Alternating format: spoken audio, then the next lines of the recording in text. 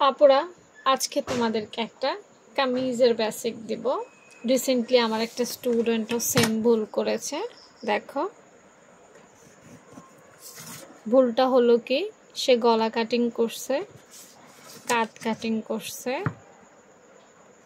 হ্যাঁ, cut down করছে, সব কিছু করছে, সে মোহরাও কাটছে, কিন্তু তাল পাট কাটতে গিয়ে সে সামনের এবং পেছনের দুইটা পার্ট একসাথে কেটে ফেলছে।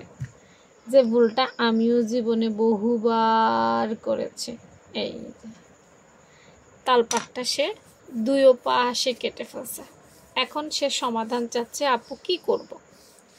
তো দেখো, যখনই তুমি দুই পাশে তাল পাট কেটে ফেলবা, আমি এটা একটু কাটি, হ্যাঁ, এটাও কাটি, মনে করো সে দুই পাশেই কি করছে, তালপাট কেটে ফেলছে। এখন দুই পাশে তালপাট কাটলে কি হয় জানো নি? এই যে জায়গাটা দেখতে পাচ্ছ, এই জায়গাটা কইমা যায়, এই জায়গাটা কইমা যায়, এই অংশটুকু কমে যায়, এখানে টান খায়, এখানের কিন্তু বিরাট একটা টান খায়, জামা আর ঠিকঠাক পরা যায় না।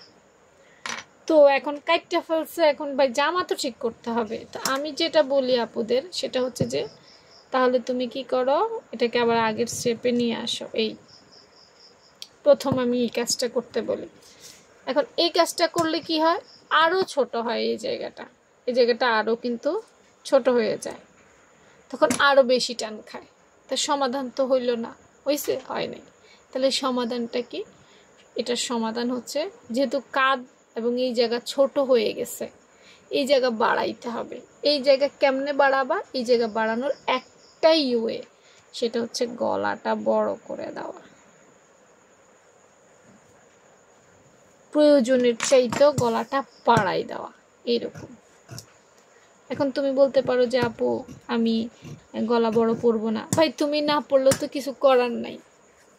তোমার জামা ঠিক করতে হইলে বড় গলা পরতে হবে। সামনে না বাড়াও, পিছনে বাড়াই দাও, সামনে বাড়াইতে পারলেও বাড়াই দাও।